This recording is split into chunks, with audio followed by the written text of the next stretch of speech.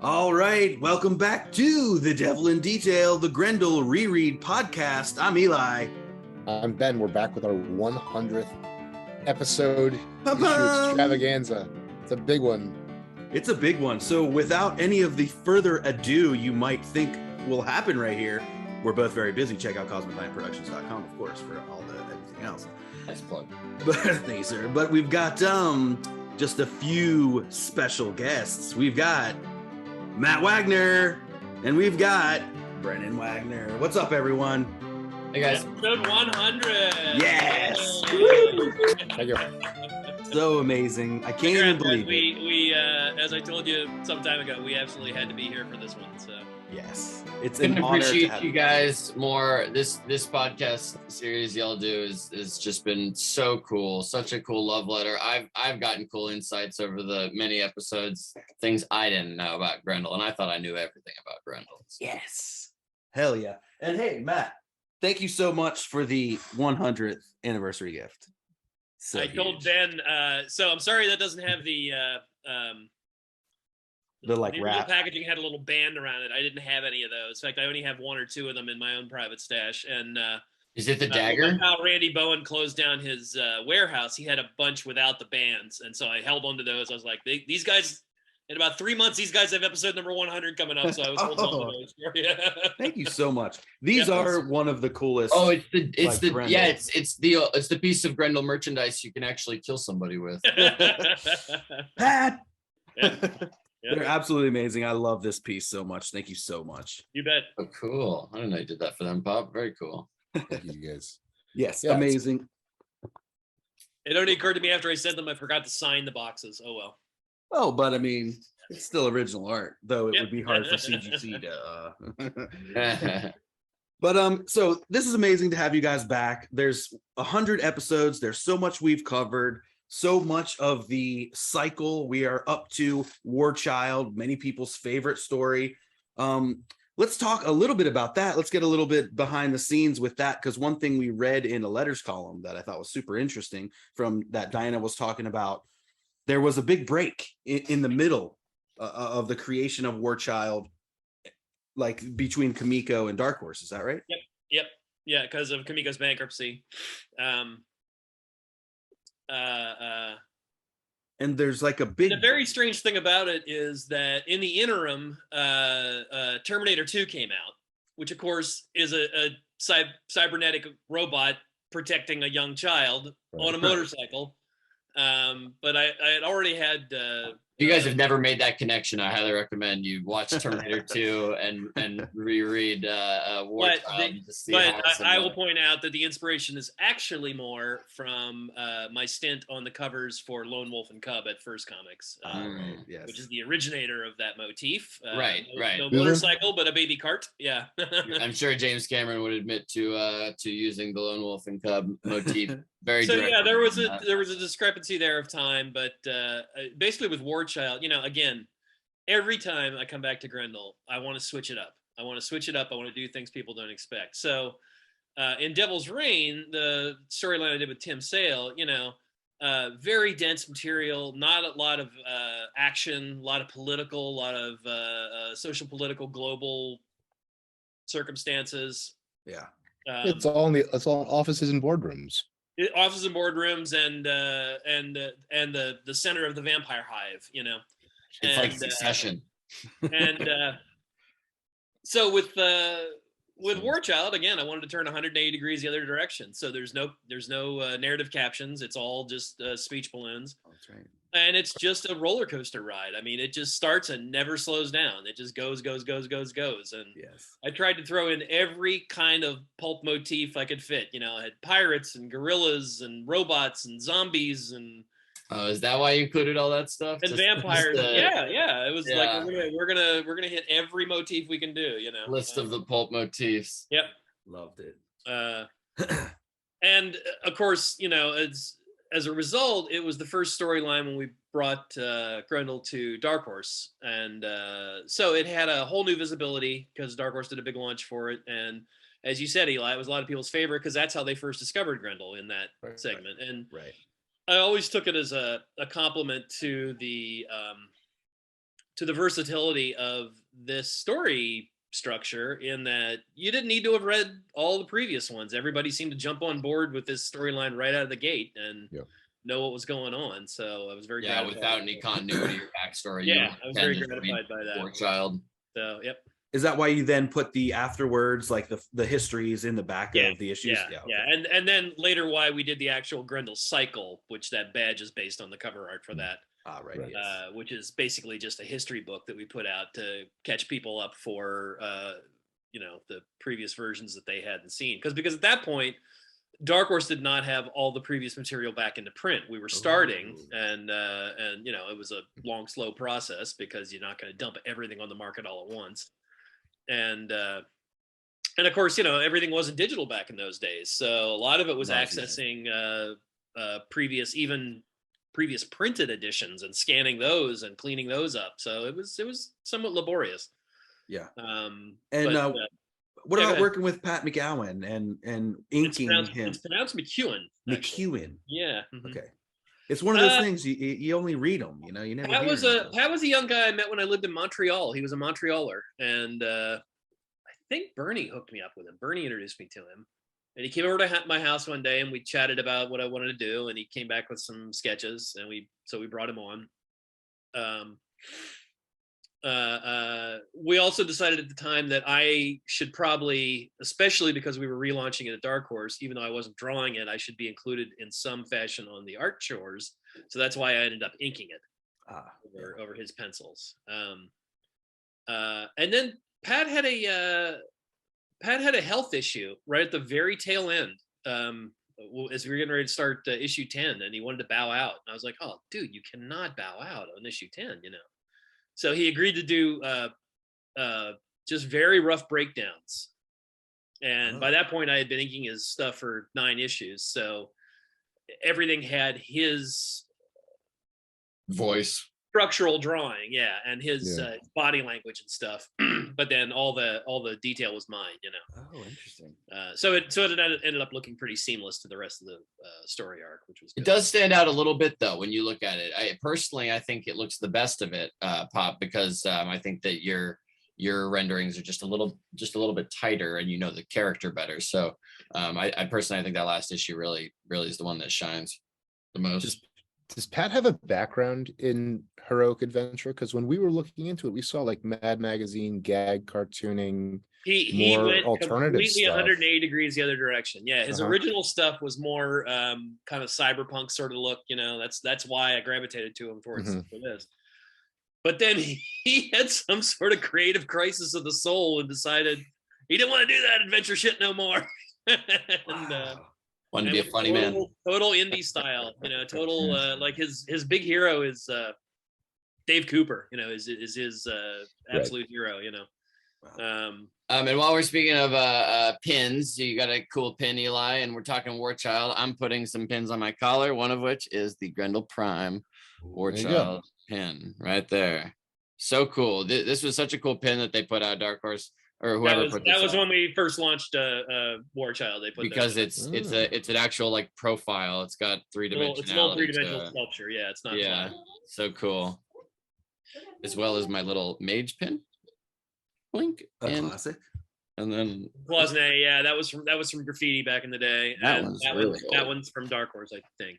The really old Prime one. I think they even still had that on the graffiti website before they took everything down. I got one kind of recently. This one says Dark Horse Comics World's Greatest. Pop, I believe this was like part of that set of illustrations that you did for Dark Horse, along with other people that were like just black, white, and red illustrations and they were like cards, character cards. Yes. Mm-hmm. Yeah. Well, sweet. It's so cool too that we're talking about Grendel Prime, and that there's still more Grendel Prime coming out. Well, the nice thing about Grendel Prime is he's a cyborg. He can last a long time. Exactly. He doesn't necessarily die. Right. He just go ahead, Matt. We calculate that like by the end of Crucible, he might be the most storied character. By pages, by sheer pages, yeah. Oh, definitely. I mean, Greg Rucka's thing adds a whole bunch of words to that story, doesn't it? That's true. So what is up and coming? There you go, Brennan. Hey, yeah. Tis the season. So like what's up and coming? We have 3 4-issue arcs of new Grendel Prime stuff coming out.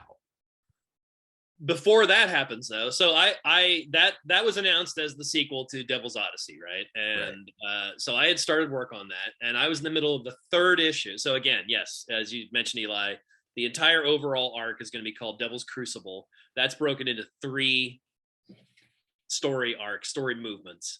First one's called so they'll all have a subtitle. So Devil's Crucible Defiance, Devil's Crucible Sedition, and Devil's Crucible Necrotic.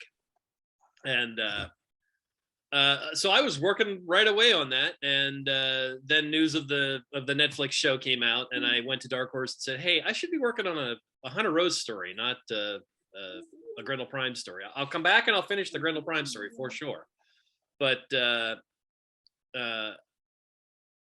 I should be doing something Hunter Rose." And so I said to them, "Look, you guys, the original story arc, Devil by the Deed, the base story arc of Hunter Rose and Stacy and Argent, is surprisingly only 37 pages long, because of course it was initially serialized in the back of Mage at 4 pages per installment, which is one of the reasons why I fell upon the storytelling motif of doing it in chunks of text as opposed to traditional panels with captions and balloons, as if you were reading Christine Sparr's history of Hunter Rose, which is called Devil by the Deed.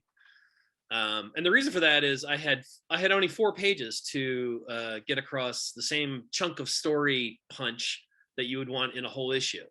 So by telling it all in captions, I could squeeze in a lot. I could suggest a lot of things. You could have a lot of time and narrative distance squeezed into a smaller space. But then when that was later collected, again, very surprising considering the vast legacy that story arc spawned eventually. It's only 37 pages long. And I drew it when I was 24. I wrote and drew it when I was 24. Yeah. So I said to them, look, let me redo this. Let me completely redo this. Almost like a band recording their greatest album again later in their career, you know? Yeah. I said, I'm going to expand it to 120 pages, all new art. And it's still the same story, and it's still told in the same fashion with chunks of text. But everything is brand new as far as the art goes. And is there some of the same chunks of text, or is it? Yes, absolutely. Yeah. Okay. Yeah. It's not like the text is completely new. It's just expanded. Okay. And a lot of the black, white, and red and red, white, and black stories are incorporated as well. So Cool. some references to them. Of course, again, as Brennan's saying there, you know, in the interim, I did all those black, white, and red, white, and black stories. So a whole lot more of Hunter Rose's history has been exposed since and then. an entire graphic novel, Behold the Devil, Behold which the Devil. features new characters, Liz Sparks and Lucas Otto. So that's incorporated as well into the new Masters Edition, Devil by the Deed. And additionally, you know, in the interim since I did the original Devil by the Deed, black, white, and red has become Hunter Rose's color palette. You know, everything we do is in black, white, and red. So we did that here too. Brennan coloring, of course, but using the limited color palette of black, white, and red. So we're calling this Devil by the Deed Masters Edition, and that's going to be out. It's slated for next fall of 2023. Nice. And I got to say, man, it looks ace. I'm going to bring up a page here that we can maybe the rooftop page or the building, just the big building. You can only show stuff we've already shown. The Dark Horse has shown. Let's do the big Dakota page. Yeah. Oh, nice. Bring that up here into Photoshop. You'll see, you know, Brennan really deftly handled that limited color palette to where it looks like a full color scheme pretty much. Yeah, I mean, I'm using the same techniques that I would if I were full color. So I'm, you know, every space that can get rendering does basically. And I've found working off of these pages of his, because throughout Devil by the Deed Masters Edition, he was using just about every technique that he incorporates these days. Ink wash, black colored pencil for texture in the sort of bounced light zones, And some black airbrush here and there too. Some black airbrush, right? Maybe even some marker or whiteout if you need to get some highlighting lines on top of the inks once you've inked. And all of this meant that I had to do like sort of some extra step formatting to make these pages, the scanned pages, ready for color. And then once coloring, I found that areas that he had rendered in ink wash, I couldn't simply lay a flat color behind them and expect it to be as incorporated as I wanted it to be. Often if I just put a white, a gray, a red behind it, it wasn't quite right. And so everything you see in this new Devil by the Deed is rendered, like he was saying, as if I were using a full color palette, though I was using the limited. And I definitely drifted a little bit outside of the strict black, white, and red. I used grays and red tones, but I mixed those two. So there's some browns and there's some pinks. And overall, it's just no cyan. So only magenta and yellow for those Photoshop junkies out there paying attention. So let me do a little screen share and we can get this page and I'll show you guys. There we go. There we nice go. hit. Okay, so here we go. You can see my this is a page that Dark Horse has already shared, so we feel comfortable sharing it here. This is the final rendered page. Here are the scans as I received them from Pop. You can see still the seam down the middle of the page here. So for all these pages, I had to connect them together before I started rendering them. And that's because most of them were splash pages that spread across the two. But even if they weren't, I've just started to do this the way that I render all my work now. I just did an Animal Man short for DC and I chose to do it that same way. So I'm connecting all my pages, at least pages that are supposed to face each other. Typically in comics, that's even pages on the left and odd pages on the right. And so I connect all these pages together before I start working on them. It allows me to get a nicer flow and balance to the overall page, even if it's not a splash image. So here's, again, the scans. And then the first thing I do is I format. So here's the formatted, sort of cleaned up. This is, we've desaturated. As you can see, the scans have you can see blues. You can see all kinds of, if we zoom in really close, the pixels are, you know, browns, olives, all kinds of stuff that's existing in there. So the first thing I'm doing is desaturating, and then I'm doing a decent amount of work to sort of format and clean stuff up. This way, the areas that are meant to be just black and white are just that, where the pixels are purely black and white. And then the areas that I want to save or retain from his wonderful textures, because he really laid down some beautiful textures here. And I really didn't want to lose those in the formatting stage. So here's the formatted version.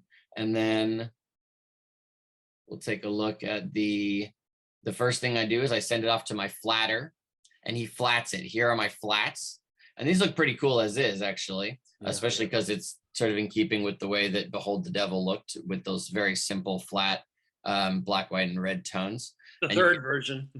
Right. The Chris. No. I Behold the Devil is what I said. Oh, yeah. But the third version of Devil by the Deed, right. And you can see my flatter is one of my best friends, and I've trained him to flat the way that I really like this stuff to look. So, you know, you can see here the separations that he makes, big polygons. Those polygons simply help me to have shapes that I can hold on to and cling to and not have my marks drift outside of them. Any colorist worth their own right these days is using a flatter. So here is my flats, and then I start rendering. And I add all kinds of little effects, stars maybe in the sky if I feel like there's not enough. I immediately, what I do with a project like this, if it's that limited, is I throw palettes here and there, like in the speech bubbles. Usually I'll just throw my basic palette over here. You can see some browns like I was talking about. This way I just have some quick things I can pull from with the eyedropper tool. And then of course I have some effects on top of the line art that helps to just seal this final image. A lot of the time that's KOing the line art. And again, to get those KOs properly, I'm having to format these pages so that areas that I want to KO or line hold or turn a line into a color, I can easily do so because the line art in that area, the pixels are purely black and white. When the pixels aren't purely black and white, it's hard to effectively KO line art. So you can see in the clouds there, on the stars, on the fire. It's especially effective there on the fire.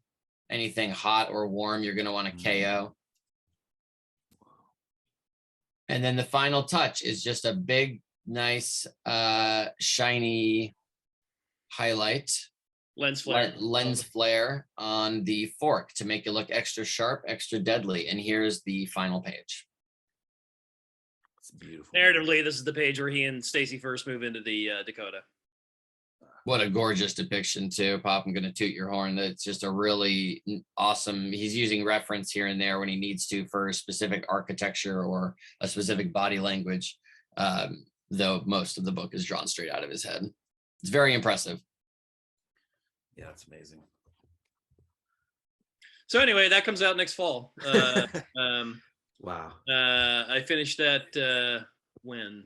Kind of just after the beginning of the no, it wasn't the beginning of the year. That's when I started. Finished it right before we went to Hawaii. It was like the last pages you did. Yeah. What was that? August or July? July. And then I finished shortly there. I finished in August. I wrapped it up in August. So so now I'm back on to Devil's Crucible Defiance. I'm just wrapping up the 4th and final issue of that first 4-issue story arc. Nice. And then I'm on to the next one. And do we know when that's coming out from Dark Horse? Well, After. it'll follow that. So it'll follow the Devil by the Deed Masters edition. So I would say probably winter of 2023. Nice. Oh my gosh. It looks good too. It's it's a neat change of pace because I'm not using as many tones. I'm not doing any ink wash, any airbrush. I'm still using some of that colored pencil here and there, but not nearly as much. And it's a lot of fun. It's a story nobody's really expecting, and it's going to be a blast. Yes, A lot of cool surprises. And so this year is an anniversary for Grendel, and you announced all this stuff at the Rose City Comic Con with the Dark Horse panel. Okay. Yep. I added that video to the Devil by the Devil in Detail playlist here on YouTube. If you guys, oh, great. Mm-hmm. Yep. RV. We also announced a really cool statue that's all right. Coming out. Let me see if I can turn around. Gorgeous turnaround for that statue. And the if you go to Dark Horse's Instagram or Facebook, you can find it easily there, or even their website. I believe they have it now available on their website for pre-order. Yes, I have done so. Yeah, let me find that link. I'll share it into the chat here for. I'm gonna do I'll just do a screen share of. Oh, sweet. The link will help any listeners be able to easily find it and order it as well. So let me bring that. I'll put that down in the description for y'all watching. Yep, excellent. Thank you, Eli. Of course. Matt, is there anything that you can share about the structure of Devil's Crucible? Why this way? What we can look for as the Paladin returns to Earth? Well, everything's different. It's not the world he left. Because it's been a while. He was like, you can explain a little bit of that. I feel, Pop. About 500 years. So here is the statue. Oh, gorgeous! What a gorgeous statue. Yeah, this is based on my designs. That gives you the scale. But you can see how big it is. And here's a turnaround. Brennan's showing you. Yep. I just put the link into the chat. And you had so mentioned awesome. So clean. Yeah. This one's very much, of course, Grendel owes a certain debt of inspiration to the one of the very first pulp characters, a French character called Fantomas. And there's an extremely famous piece of cover art for Fantomas where he's wearing a tuxedo and a little domino mask and a top hat, and he's looming over the city of Paris. Extremely famous piece of pulp art. The first Grendel Hunter Rose statue, had all the roses and skulls and everything. And I thought with this one, we should we should show him dominating the city. Okay, so yeah, this is all amazing. Like the new renaissance, kind of like Grendel is again feeling this new renaissance. And at first it was, fueled by this TV show that we were all super excited about. We've now received this news that Netflix is no longer carrying it. Do you want to talk about that a little bit, or do you want to talk about? Well, pretty damn disappointing, I got to say, because the fact of the matter is the whole show's done. It's Right. Aside from some post-production work on so the first episode's completely wrapped and finished. The other 7 episodes are all put together in a very viewable fashion, but still need post-production polishing.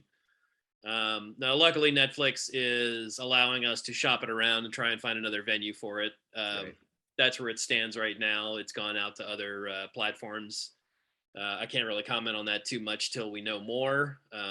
But I've seen all 8 episodes. Brennan's seen all 8 episodes. They are fantastic. They watch so well. They binge so well. It's just I think that it would be really accessible to anybody outside of comics and within fans of Grendel and those who aren't. And we had a perfect kind of test subject pool on our couch for just that. My family seemed, Pop very close, me very close, my mom close but doesn't really care much about it, my sister close but also doesn't care much about it, and they loved it. So the fact that they loved it was a really good sign. Pop, you want to talk about like when you found out and how you held it together? Oh yeah. I got the call that Netflix was dumping it 2 days before that Rose City Con with the 40th anniversary of Grendel thing. So nobody could know yet. So I had to get up on stage and be like, yeah, everything's great. And he had not told me at that point. He told me a couple days after the Rose City Con. He had not told me. So I was, going about talking about, so excited about it. And I remember I was down in the basement and I was ranting to you about how, oh man, if the hardback of if the new collector's edition of Devil by the Deed comes out in summer, that means the show's got to be close behind. That means the trailer's got to be coming soon. And I was just going on, and I could see you over there sitting silently, and I could see your eyes start to get a little glassy, Pop. And you said, Bren, Netflix has dropped Grendel. And oh man, that was hard. Damn, that was hard. Yeah, we were you're a rock though, Poppy. Yeah, and as we said, it's especially tough because the show is really good. Yeah, it's not Jupiter's Legacy. It is really, really good. All the, and the other neat thing about it is it's definitely an adaptation. It is not just straight my story. All the characters are there: Hunter, Stacy, Argent, Barry, Teddy, Saccone, but it's just a completely different staging of that narrative. And any Grendel fan is gonna find everything they want there from it, but they're also gonna be like, but this is a version of it I've never seen. Yeah, you couldn't possibly predict what's going to happen episode by episode. Every chance they get to flush out a character or a side plot or whatever and make it more Netflixy, more TV, more drama, they do, and it worked very well. I found myself pleasantly surprised episode after episode. Whenever we got to the end of one, I immediately wanted to start the next. I found it so bingey. Great explanation for why he uses the costume and the symbols and the myths and all of it, and just really clever. I found it all very clever. Fucking bomb in the costume. Abu's incredible. All the actors, frankly, are great. The casting is great. The scripting is great. The delivery is great. The action is great. The pacing is great. I honestly, when eventually y'all see it, however you see it, I'm certain you will have a great time.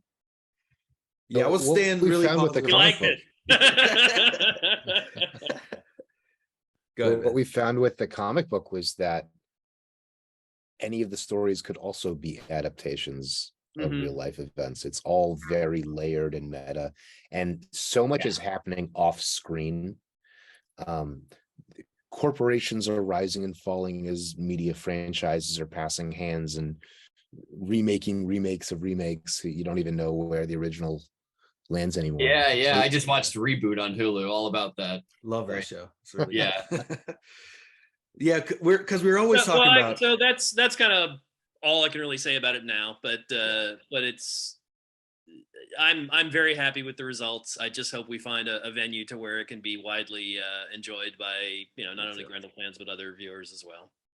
So I'm staying confident that we're gonna see it. Anytime I saw these articles online where they're like, "It's dead in the water," I was like, "You're absolutely wrong." They don't know what the fuck they're talking Yeah, about. like, ain't it cool or whatever? Well, it'd but be different if it wasn't for the fact that it's done. completely done. You know what I mean? If like Yeah. Netflix is chopping a lot of things these days. Yeah, there's some behind the And scenes bullshit. and they're chopping things that are just starting into production. This is done. Yeah. So, I have to maintain hope that it will find a home in it, like I said. All right. Sweet. We've probed enough on this, I think. I have a million more questions, but we can go to the next thing, I think. So another new project you have coming out, and this was one of the first new Hunter things that we had in the pipeline, is the Art for Ukraine comic. And they recently shared a preview about that. There's a page from your Hunter Rose story. What can you tell us about that? And I mean, it's obviously a great project. Well, yeah, I was contacted by Scott Dunbier from IDW, who's spearheading the whole thing. And you guys probably remember the story I did for the Comic Legal Defense Fund, Liberty Annual one year, which was edited by my longtime pal Bob Schreck, and he wanted it to have a theme consistent with the It Gets Better campaign. Mhm. And I was like, oh my God, Grendel's story that supports It Gets Better. How the hell? And I figured it out. Well, then this time it's like, what, a Grendel anti-war story? What the fuck? Right? But I pulled it off. I think it's a 5-page story. It's kind of neat. It's called The Devil's Distinction, and it in an effort to really help support the book and the effort of these proceeds going to benefit refugees from the war. I've made the promise this is the only place this story will ever be printed. So for any Grendel fan, you gotta go get a copy. That's awesome. And learn to speak Ukraine. No, it's not in Ukrainian. Nice. But yeah, that was a lot of fun, and it's a cool looking little story. And my buddy Morgan Hickman, who you know well, Eli, and Ben, because he's worked with you, Ben. Yeah, Morgan colored it, by the way. Color. Brennan couldn't fit it into his schedule, so there you go. yep. Mhm. He's too Good busy. venue. Yeah, unlike the highly rendered stuff Brennan was doing there on Devil by the Deed, this is more like Behold the Devil with a fairly flat application of the color, but looks pretty cool. He did a great job. Yep. Oh, that's great, because then when we credit Morgan, we'll just say creator Grendel in parentheses next to it. Featured creator. Grendel in the, contributor, you can certainly say Grendel contributor. Yeah, Contributor. sure. Can we say yeah. that now for me and Ben? I don't think so. No, we're not No. Grendel super fans. There you go. Well, no, Definitely that. Morgan. You guys are definitely that. And it's, you wouldn't have to fight hard for that title. But there's some other we have some other merchandise coming that hasn't been announced yet. I can tell you guys after we sign off here. Right. Okay. Is there anything else you can say that could be 100th episode exclusive? Well, there will be there's going to be several different limited editions of the Masters Edition. So there's some really cool special editions of it as well. Oh, It's first going to be released as a hardcover, and then eventually, probably a year later, it'll come out as a softcover. nice. But when the first hardcover launches, there will be some cool limited editions as well. So Is there a pinup gallery like there was before? no, pinups? but we are making moves to do a new edition of The Art of Grendel, because The Art of Grendel was done quite a while ago. And Oh, I didn't know that. there's been a lot more Grendel material produced since then. Right. So we're going to do an expanded version, and at this point, I think we will have a whole new pinup gallery. You know that the pinup galleries in the first one was pretty damn star-studded. Yeah. But we can have a lot of stars in the second one as well. So, We got to get Mike on one. Pop Mike. Magnola. Oh yeah, that's a good idea. That'd be sweet. Seriously. Mhm. It's always been such a collaborative effort, it seems like, for me or for Grendel. Yeah. You know, like everyone doing black, white, and red, all the different stories, all the tales and everything like that. Is there any more plans to ever dip back into that type of thing, seeing new like Grendel ideas, new characters kind of show their face? Possibly. You know, I mean, for right now, it benefits most by being just me, you know. Yeah. But yeah, I would certainly like to do more of the Grendel Tales stuff. We just put together the covers for volumes 5 and 6 of the Grendel Omnibus editions, which will be the Grendel Tales volumes, and then there's plans to do volume 7, which will include Devil's Odyssey and Devil's Crucible. Oh, cool. Sweet. And those, like, because we keep trying to like figure out exactly like what order we're gonna go to cover everything. Just like, I gotta ask, you know, like, so we should refer to these omnibuses and follow that order as it is basically chronological. It's up to you, man. You know, it's your show. But you know, I mean, have you guys haven't done the Batman Grendel crossovers yet, have you? We did the first one. Did the first one, Yeah, the second but- one yet to come, and I would probably do that one in conjunction with Devil Quest, the Right. painted Grendel Prime story thing I did, because that's a direct precursor. You know, Grendel Prime, Batman Grendel takes place kind of in the middle of that storyline. Oh, That just so y'all know, that is probably my favorite work of his, of Pop's. And you know, you guys both know that his work is such a huge influence on me growing up and even now. And as a colorist now, that work especially is stuff that I'm constantly referencing. I always have it like on hand, like literally right here next to my desk. I really like that book, Pop, and the way that you paint it is something that I am still trying to like sort of aspire to. oh, hell yeah. I think that was my first Grendel book, actually. Was it really? Wow. Yeah. What a weird spot to hop on. That one, Oh, and yeah. then Not as weird as where I hopped on, which was oh shit, what is that? Devil Tales, Devil's Grendel Hammer. Tales, yeah, Devil's Hammer. That Yeah. was Oh, not yeah, that's a great. really weird. Yeah, Good hop on. It worked somehow, but Yeah. oh man, that's great. Ben, anything else you want to talk about? What do you want to say? Master edition is phenomenal. We've been dreaming of a master edition of anything. You think that the master edition line will end with Devil by the Deed? Yeah, because I don't see a reason to redo, you know, Legacy or any of those. You know, they were much more developed. Of course, when I was doing the original Devil by the Deed, I had no plans of ever continuing that. You know, it was only after I had wrapped up Devil by the Deed and Mage that the original publisher came to me and said, "We want you to continue Grendel." And I said, "Well, I just killed him." And that's how I came up with the idea of, you know, this generational approach to the character. I mean, So yeah, again, the first one was so short and seemed so in need of an expansion, whereas I don't know that the other volumes do that or fit that criteria. Right.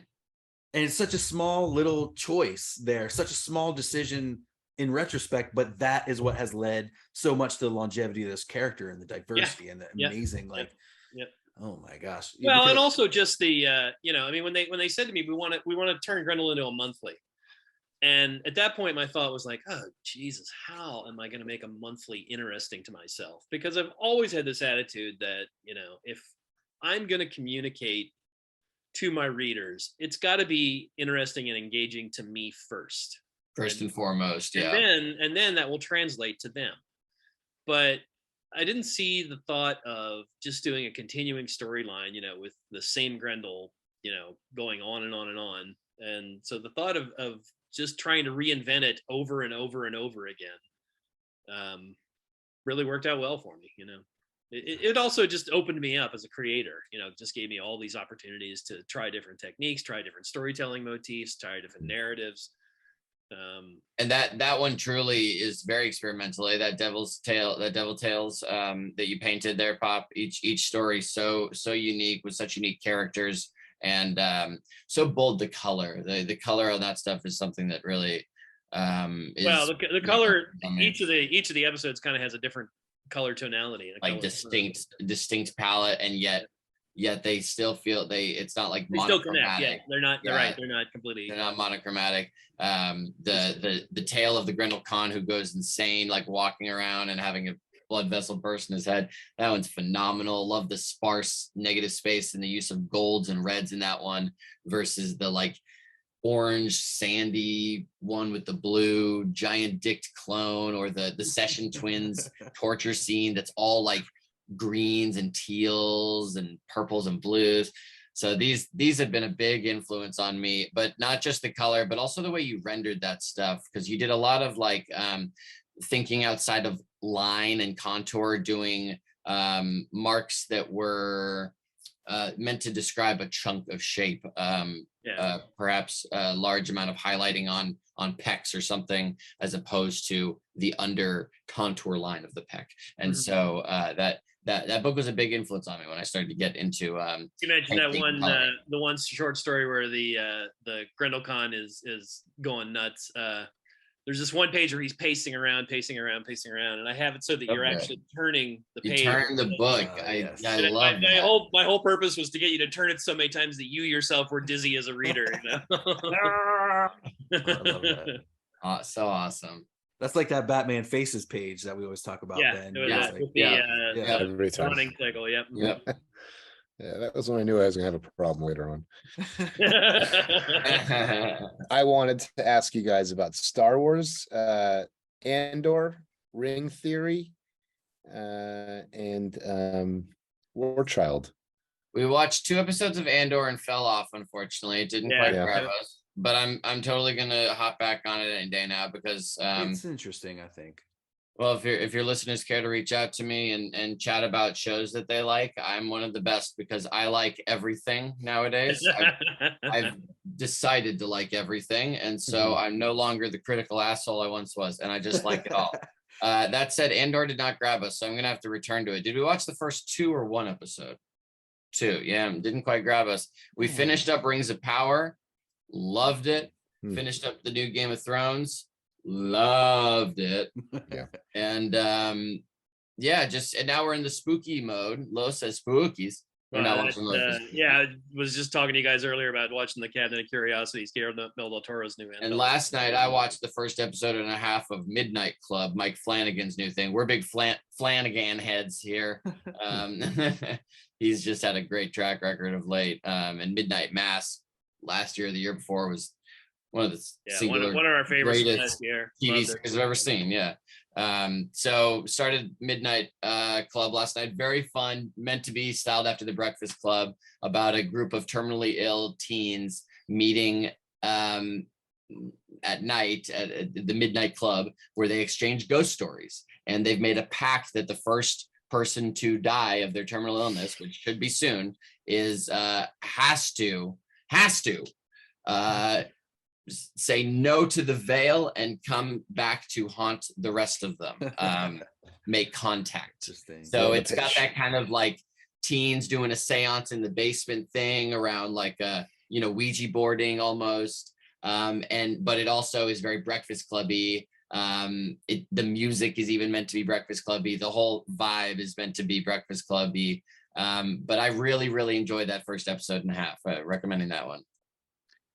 Yeah, someone mentioned to me, made the joke recently. They say, "Oh, did you know that there was a War Child TV show?" Yeah, it was called The Mandalorian. Amazing. They nailed it. That is absolutely true. I think maybe that's what Ben was trying to say too, like how he's always talking about this George Lucas beginning and end of things. Is that what you meant, Ben? And what does he call it? The ring theory, the rhyming ring theory? You know what I'm talking about? How, episode 1 looks like episode 7, or I'm making it up. I don't know this. I don't know this one either. Explain. No, that's like one of George Lucas's like commentaries when they made the prequel trilogy. Oh my god. And that he's sort of like not justifying, but he's describing structurally how things occur in cycles and repeat themselves. And you have a saga that is classified as a cycle, and I enjoy seeing things repeat themselves and motifs like really place themselves down in the sand as like let anchor me points. Let me just insinuate Yeah. then that you will like Devil's Crucible quite a lot. Great, thank you. Yes. Oh, Yes, jeez. and I know what Probably he's wanted. referring to, and you absolutely will. Mhm. I know what you mean too, Ben. There's a certain satisfaction to seeing themes, characters, even a joke come looping back in the end. I'm often referring to my favorite narratives that do this so smart, not leaving a single loose thread, but rather making sure to incorporate every character, line, joke, whatever from before the climax. Films that do this so successfully are like any Edgar Wright film. A Hot Fuzz is like a perfect example of this. I'm always bringing it up, where literally every joke, every line, every possible nuanced thing throughout the movie is brought back and referenced in the last 20 minutes of the film, in the climax, in the denouement, and the like several denouements after that. So yeah, a big loop guy. I like that, Ben. Loops, yeah. Loops, Good. they're All right, satisfying. thank you. Yeah. We get into the weeds so much because we're just getting so steeped in all this stuff, getting 100 episodes in and really like following it. And I'm really trying not to like read ahead or dip back in before like we get there, so that the like surprise can be anew again and stuff like that. It can And be so, like, authentic. yeah, exactly. Yeah. And then like we're seeing so many of these things, like it's perhaps that you didn't even mean to do these things, and yet we're reading into so many things. Do you find that when you're writing, do you look back to remind yourself, or do you kind Probably of do not these as things? much as you think I might. Right, yeah. Yeah, But, like, it's readers all in your find head. meaning. Yeah. Readers find meaning in authors' stuff that often they didn't know themselves, and authors, will discover. I find that theme and these kind of things, they make themselves present just by telling a plot. This is why people try to recommend self-help books and all this kind of nonfiction to me all the time, and I tell them constantly, I glean all that stuff from fiction. Interesting. Yeah, there's a lot to find, and as a creator, maybe those things are just running around in your head already, and they naturally come out without even you having to like pry them. Well, yes, that is true. I at the same time, I was just responding to a couple questions from an interviewer online, and I referenced Stephen King's On Writing. You ever read that? Yeah, I've a heard little about memoir it. of being a writer, and much like myself, he doesn't, or I guess I should say, more me writing like him. He doesn't take copious notes, and he doesn't do a lot of structural plans. He comes up with an idea and he comes up with characters. Then he just kind of follows the characters through the narrative based upon what he knows as a storyteller. And if they're authentic and true, they'll and then it reaches its natural conclusion via that method, as opposed to him already having this giant master scheme worked out, and I as I said, I work very much the same way. So I'm gonna touch upon things that I had done before or that meant things to me before, but maybe not consciously, Yes, I was just watching Home Economics, and the writer character of that had a good line, which was plot comes from character, not the other way around, not vice versa. And it's true. If you have good, authentic characters, just putting them through motions, just having them go through a motion and then experience the consequence of that action will reveal themes, motifs, symbols, metaphors, because I think that those, like, we find meaning in stuff. We human beings love to find meaning, and so I think just by putting characters through plot and stuff, your audience will find that all on their own. You don't even have to spell it out. You don't have to really come up with it. It will reveal itself. Right. And you can love to find meaning so much, we organize these huge fairy tales called religion. Right? Exactly. Oh gosh, they've really caused a lot of bad. I guess a lot of good. So much bad. It's very understandable why people look for these structures, because it gives it keeps the chaos at bay. Myth is so powerful, right? I mean, that's the truth. All these religions at their core is the same thing that is attracting us right now to Grendel, to this conversation, to all these things. Myth is one of the most powerful thing that mankind has learned how to master. I mean, frankly, we it's one of those things where we haven't mastered the seas, we haven't mastered the air, but in many ways we've mastered storytelling, even though it's an ongoing never-ending story, so to speak. yeah, ongoing.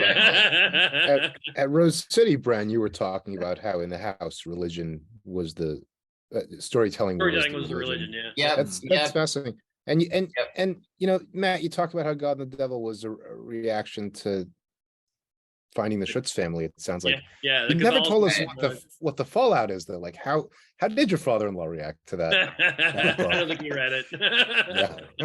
Oh no, I can't imagine that. He wouldn't read it. You mean Whitey? He was a jock. You know, he just cared about. Oh yeah, no. Golf and hockey. My mom's dad was not. Yeah, he was. Yeah, I doubt he read a single comic book that we made ever. Like, damn, even a page. Did your parents ever read anything you made, Pop? They might have read the first couple of Grendels. It was too dark for them. They always liked Mage. They always preferred Mage. But they read Mage. Yeah. Because it was more personal and. Yeah. Sure. Yeah. There's me running around. You know that. Yeah. I'll never forget in the first issue, which, you know, of course, those first 3 or 4 issues are quite creaky in the drawing. You know, I'm still very much growing and solidifying my style and such. But there's a scene where Kevin gets up out of bed and in his underwear walks to the bathroom. And I remember my mom going, "Oh my God, that looks exactly like you in your underwear from behind." It does.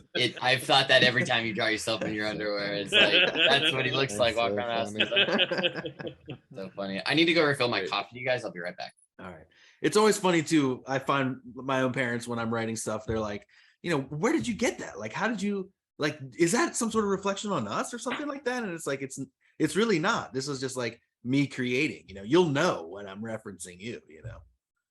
To my parents, the greatest achievement of my entire career was when DC Comics did their batch of U.S. Postal stamps, and they used one of my Green Arrow covers for that. So that's huge. I had a stamp. I was a real That's your father was a philatelist. Man, he was a philatelist. Perhaps your father. What? Isn't that what one who collects stamps is called? No. That was something they could recognize. You know what I mean? That was something that, like, right. You know, the success of comics and stuff didn't mean anything to them. They had no perception of that world. They had no gauge for what that meant. You know, the only gauge they had were when the grandkids of friends of theirs asked for my autograph and would send books over to the house. You know, that's cool. They thought that was pretty cool. But so far as actual achievements, when I got my heart on the U.S. stamp, that was like, it's pretty huge. You're done good, kid. Yeah, my grandfather was a philatelist. Huh? My grandfather was a stamp collector. Mine as well. And my father will come back here and look at all the short boxes, and he'll turn to me and be like, you know, the bottom fell out of the stamp collecting hobby too.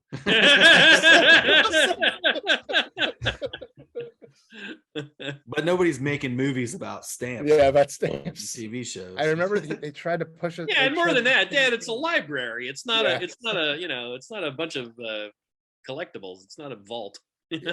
Yeah, sure. So Matt, do you have anything else on the horizon that's like non-creator owned, or any DC work or anything like that that's coming up? Well, something I can give you a flirting hint of is that I'm working on a big project with the phenomenal Kelly Jones. Kelly and I have been pals for a million years, and it's about a year and a half or so ago now. We were both kind of commenting on something we had done on Facebook or whatever, and he just kind of threw out the straight comment, "God, we really got to do something together someday."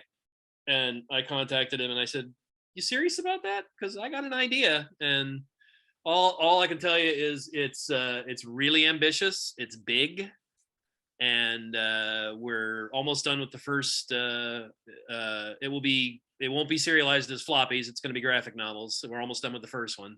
Wow. And I can say with all earnestness that I think this will be Kelly's magnum opus. I think it is the best thing he's ever drawn. Wow. Okay, and so you're writing it, and he's I'm writing. drawing? I'm writing. He's drawing. Yeah, Wow. it is literally the story he was kind of born to draw. Oh, nice. Oh, that's so Yes. sick. I'm guessing horror, but I thought he had showed like sword and sorcery something. I Nope. don't remember. Nope. Nope. It's a horror thing. It's Yeah. something very near and dear to our hearts. That something I'd been wanting Tremendous. to work on for a while, and he's he too agrees it's kind of like the best thing he's ever done. So There was a really fun interview that found its way to YouTube of you two from like the 80s or something like that. oh yeah, So- yeah. I think that was we were at a con. I think yeah. Yeah, it seemed like you guys were like signing whilst Yep. chatting. Yep. So Yeah, that's how awesome. long we've known each other. So Yeah, right. And we always wanted to work on something together. He did do one of the Grendel Black, White, and Red stories, but Right. we wanted to Oh, do yeah. something significant. And believe me, this is something significant. So so awesome.